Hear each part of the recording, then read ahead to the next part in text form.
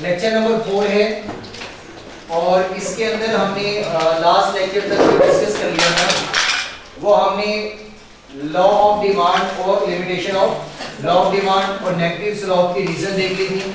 अब हमें देखना है चेंजेस इन डिमांड कर्व।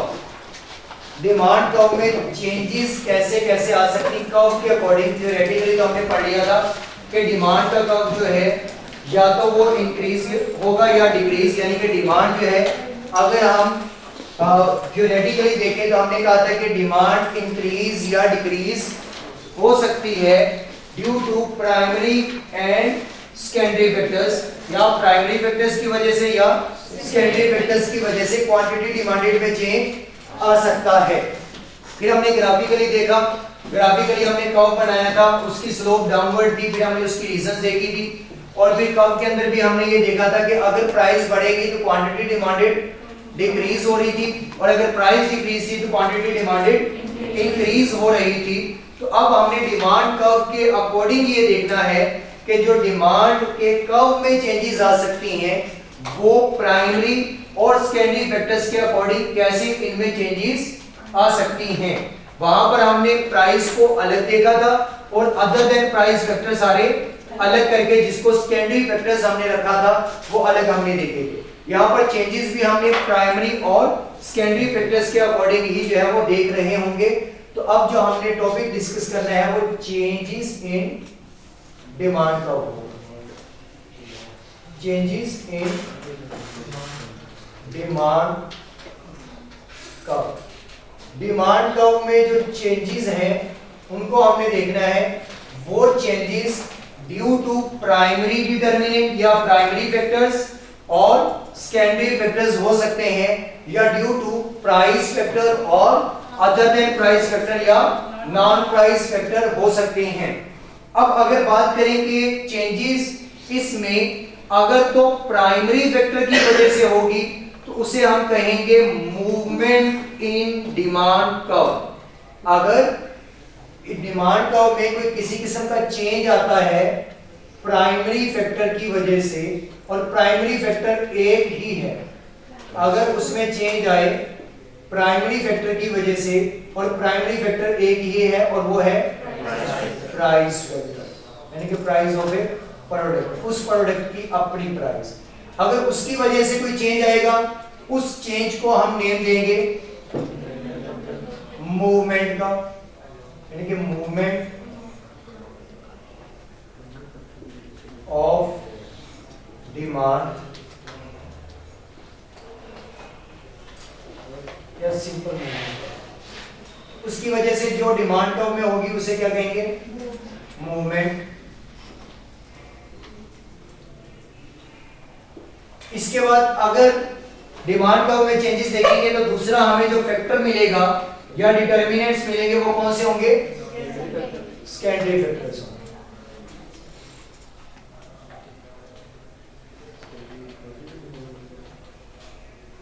और सेकेंडरी फैक्टर्स को हम क्या कहते हैं, नॉन प्राइस फैक्टर या other than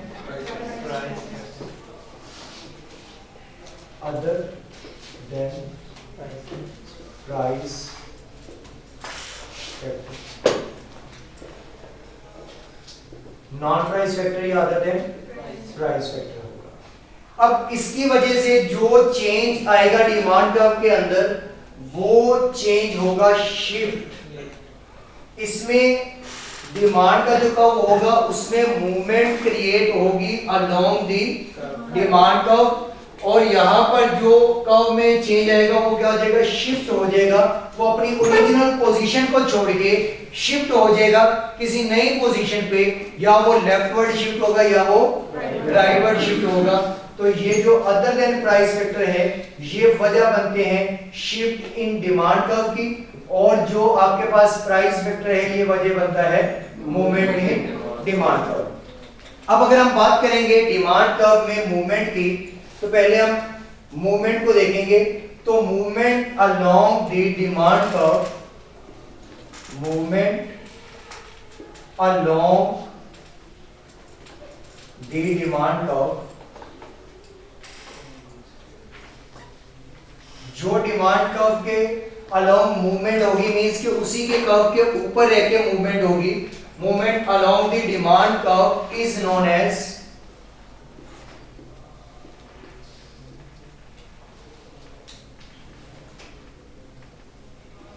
change in quantity demand. Movement along the demand curve is known as change in quantity demand. अगर मूवमेंट क्रिएट होगी तो हम इसे चेंज इन क्वांटिटी डिमांडेड भी कहेंगे। यानी कि अगर मूवमेंट क्रिएट होती है तो मूवमेंट किसकी वजह से क्रिएट होगी? उस प्रोडक्ट की अपनी प्राइस में चेंज आने की वजह से। अगर प्राइस में चेंज आया इंक्रीज में तो क्वांटिटी डिमांडेड क्या हो जाएगी? डिक्रीज हो जाएगी। अगर क्वांटिटी डिमांडेड डिक्रीज हुई है तो मींस के कर्व आपका वही रहेगा, बस क्या होगा कि पॉइंट मूव हो जाएगा जिससे डिमांड क्या हो जाएगी? डिक्रीज हो जाएगी। अब उसे हमने बोला था कि कॉन्ट्रैक्शन है। अब कॉन्ट्रैक्शन या एक्सटेंशन कब क्रिएट होगी? जब मूवमेंट होगी। और मूवमेंट कब होगी? जब प्राइस में चेंज आएगा। तो हम कहेंगे एक्सटेंशन या कॉन्ट्रैक्शन जब भी होगी इट्स मींस के प्राइस में किसी किस्म का कोई चेंज हो रहा है और डिमांड के कर्व में उसी के अलोंग ही क्या हो रही है? चेंजेस आ रही हैं और वो चेंजेस क्या कहलाएंगी? मूवमेंट कहलाएंगी। अब ये मैं बताऊंगा इस वर्ड का मतलब कि चेंज इन क्वांटिटी डिमांड क्या है। जब डायग्राम बनाएंगे तो उसके अकॉर्डिंग इसे एक्सप्लेन भी किया जाएगा कि अगर मूवमेंट है तो ये चेंज इन क्वांटिटी डिमांडेड क्यों कहलाती है, और जब शिफ्ट पढ़ेंगे तो उसमें आएगा चेंज इन डिमांड, तो वो चेंज इन डिमांड क्यों कहलाएगी और ये चेंज इन क्वांटिटी डिमांड क्यों कहलाएगा। तो ये दोनों का डिफरेंस भी हम वहां पर डिस्कस कर रहे होंगे। तो अब हम ये कह सकते हैं कि a movement in demand curve can cause या a change in price of a product can cause change in demand curve. Change in demand curve उसमें इन मूवमेंट या along the demand curve, change in along the demand curve that known as movement. अगर किसी product की price में किसी किस्म का कोई चेंज आएगा तो वो change along the demand curve रहेगा, और जब अलोंग द डिमांड कर्व रहेगा तो उसे हम क्या कहेंगे? मूवमेंट कहेंगे। तो मूवमेंट अकर कब होगी? जब किसी प्रोडक्ट की अपनी प्राइस के अंदर उसका चेंज आएगा। तो मूवमेंट उस वक्त अकर होगी जब उस प्रोडक्ट की अपनी प्राइस में किसी किस्म का कोई चेंज आएगा। अगर अदर देन प्राइस आएगा तो फिर मूवमेंट नहीं होगी, फिर क्या होगा? शिफ्ट होगा। तो मूवमेंट की समझ आ गई कि मूवमेंट डिमांड कर्व के अंदर कब आएगी? जब उस प्रोडक्ट की अपनी प्राइस में चेंज आएगा, उसमें चेंज आने की वजह से क्वांटिटी डिमांडेड में कोई चेंज आएगा और वो चेंज उसी डिमांड कर्व के अलोंग ही रहेगा, उसे हम कहेंगे मूवमेंट। उसमें जो इंक्रीज या डिक्रीज होगा वो वर्ड इंक्रीज या डिक्रीज नहीं बोला जाएगा, बल्कि एक्सटेंशन इन डिमांड कर्व और contraction in demand curve due to decrease in price और इंक्रीज इन प्राइस। अब अगर इसकी हम डायग्राम देखें तो डिमांड कर्व तो हमने ऑलरेडी पढ़ा हुआ है कि उसका कर्व क्या रहेगा? डाउनवर्ड। जो डिमांड कर्व है उसका कर्व क्या होगा? डाउनवर्ड। यहां पर हमारे पास क्या होगी? क्वांटिटी डिमांड, और यहां पर प्राइस या क्वांटिटी ही जस्ट लिख लेते हैं क्योंकि ऊपर वर्ड है क्वांटिटी डिमांडेड, तो उसको एक्सप्लेन करते हुए फिर क्वांटिटी डिमांडेड का वर्ड नीचे कर लेंगे। तो हमारे पास y एक्सिस पे है प्राइस और x एक्सिस पे है क्वांटिटी। अब कोई एक ओरिजिनल पॉइंट होगा जहां पर पहले कोई एक प्राइस थी और उसकी कोई एक क्वांटिटी मार्केट में बिक रही थी। अब ये प्राइस नोट और क्वांटिटी नोट होगी, मींस यहां पे भी कोई प्राइस होगी जिस प्राइस पे ये इतनी क्वांटिटी खरीदी जा रही होगी, इसको हम कह देते हैं कि ये कोई एक पॉइंट है ए। अब प्राइस को करते हैं इंक्रीज। अगर प्राइस इंक्रीज होगी तो क्वांटिटी डिमांडेड में इंक्रीज आएगा या डिक्रीज? डिक्रीज। अगर हमने प्राइस कर दी इंक्रीज तो प्राइस आ गई यहां पे। अब ये प्राइस क्या कहलाएगी? प्राइस 1। मींस के प्राइस में चेंज आया, प्राइस हो गई इंक्रीज। अगर प्राइस इंक्रीज हुई है तो क्वांटिटी भी क्या हो गई, डिक्रीज। तो प्राइस के इंक्रीज होने से क्वांटिटी कम हो गई, प्राइस इंक्रीज हुई क्वांटिटी डिक्रीज, तो ये पॉइंट इसको नेम क्या दे देंगे, बी का।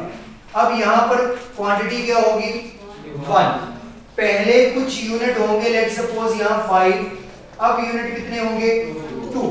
तो यहां पर क्वांटिटी कितने यूनिट से कम हुई, 3। प्राइस लेट सपोज यहां पर थी पहले 3, अब इंक्रीज हो गई, कितनी हो गई, 5 नहीं 5 ऊपर ले गए। मींस के प्राइस में 1 रुपए का इंक्रीज आने की वजह से क्वांटिटी में डिक्रीज कितना आया, 3 यूनिट्स का।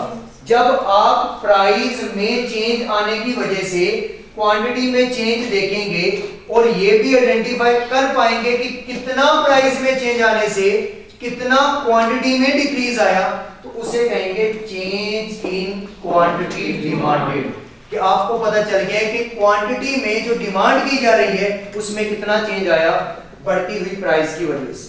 बढ़ती हुई प्राइस की वजह से क्वांटिटी के कितने यूनिट में चेंज आया, जब ये आप आइडेंटिफाई करेंगे तो इसे कहते हैं चेंज इन क्वांटिटी डिमांडेड। और ये सिर्फ तब ही पॉसिबल है जब ये point along the demand curve बनेगा, और अगर अलोंग दी डिमांड कर्व बनेगा तो वो क्या कहलाएगी, मूवमेंट कहलाएगी। इसलिए movement along the demand curve is known as change in quantity demanded. तो यहां से यहां तक ये जो प्राइस के इंक्रीज होने की वजह से ये पॉइंट बी जनरेट हुआ है, ये एक्सटेंशन हुई है डिमांड कर्व में या कॉन्ट्रैक्शन। अगर आप यहां से देखेंगे ना तो आप कहेंगे कि सर ये देखिए अबव जा रहा है, तो कहीं ना कहीं एक्सटेंशन हुई है।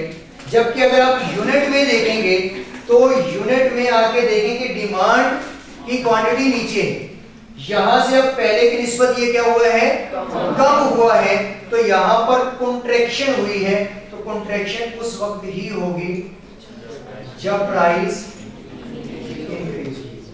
कॉन्ट्रैक्शन हुई है कब, जब प्राइस इंक्रीज हुई। अगर प्राइस इंक्रीज हुई है तो इट्स मींस कि क्वांटिटी डिमांडेड क्या हुई, कम। तो कॉन्ट्रैक्शन किसके अंदर जनरेट हुई है, क्वांटिटी डिमांड के। क्वांटिटी डिमांड का ये कर्व जो है ये कॉन्ट्रैक्ट हो चुका है due to increase in price. Price के बढ़ने की वजह से डिमांड कम, और जो डिमांड कम हुई है इसे क्या कहेंगे, कॉन्ट्रैक्शन। किस केस में, मूवमेंट के केस में। अब अगर प्राइस करें डिक्रीज, प्राइस को डिक्रीज करके हमने कर दिया 2 पे, तो ये प्राइस क्या कहलाएगी, P2। तो क्वांटिटी क्या हो जाएगी, इंक्रीज। यहां पॉइंट होगा C, कर देते हैं 7। अब प्राइस हुई डिक्रीज, तो प्राइस के डिक्रीज होने से क्वांटिटी क्या हो गई, इंक्रीज। अब प्राइस 1 रुपए से कम हुई, जब प्राइस 1 रुपए से कम हुई तो क्वांटिटी डिमांडेड 2 यूनिट से क्या हो गई, ज्यादा। तो रिलेशन तो अभी भी इनवर्स है कि प्राइस कम क्वांटिटी डिमांडेड ज्यादा। तो ये हमारा लॉ ऑफ डिमांड तो फुलफिल हो गया, लेकिन जो यहां से यहां तक आप देखेंगे तो डिमांड जो ज्यादा आपको नजर आ रही है, क्या वो कहीं डिफरेंट कर्व पे आ रही है या सेम पे, सेम पे अलोंग द डिमांड कर्व नजर आ रही है, तो ये क्या कहलाएगी, मूवमेंट। और ये मूवमेंट किस तरह हुई है, due to decrease in price, और ये एक्सटेंशन क्वांटिटी डिमांड। तो अगर एक ही डिमांड कर्व के ऊपर आपको इंक्रीज इन डिमांड या decrease in demand due to decrease in price और increase in price of a product नजर आता है, तो ये क्या कहलाएगी, मूवमेंट कहलाएगी। क्योंकि मूवमेंट उस वक्त अकर होती है जब उस प्रोडक्ट की क्वांटिटी डिमांड उस प्रोडक्ट की अपनी प्राइस की वजह से चेंज होगी, वो इंक्रीज में हो या डिक्रीज में। तो अगर इंक्रीज डिक्रीज होगा प्राइस में तो वो डिमांड के अंदर एक्सटेंशन या कॉन्ट्रैक्शन क्रिएट करेगी, और जो चेंजेस होंगी वो हमें अलोंग द डिमांड कर्व ही नजर आएंगी। क्लियर है यहां तक? yes. इसके बाद आते हैं हम शिफ्ट। अब शिफ्ट के लिए बल्कि यहीं पर इसे डिस्कस कर लेते हैं diagram next. Shift in demand curve,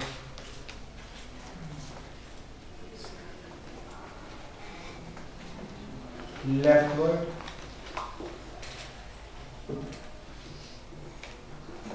और rightward shift in demand curve is known as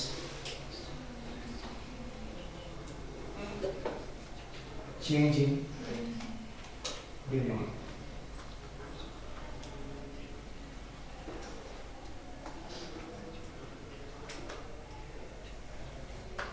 Shift leftward या rightward in demand curve is known as change in demand. यहाँ पर change in quantity demanded नहीं आएगा, यहाँ पर क्या आएगा? change in demand आएगा. और जो shift का कर्व है वो अक्सर कब होगा? जब किसी भी प्रोडक्ट की क्वांटिटी में चेंज आए अदर देन प्राइस फैक्टर या नॉन प्राइस फैक्टर या सेकेंडरी फैक्टर्स. तो इसका मतलब ये है कि फिर इसके अंदर क्या जनरेट होगा? शिफ्ट या क्रिएट. इसका जो कर्व है वो शिफ्ट हो जाएगा लेफ्टवर्ड या राइटवर्ड, अपने ओरिजिनल कर्व को छोड़ के किसी और कर्व पे जाके इसकी चेंजेस हमें नजर आ रही होगी. और वो जो चेंजेस नजर आएंगी वो चेंज इन क्वांटिटी डिमांडेड नहीं कहलाएंगी, जस्ट क्या कहलाएंगी?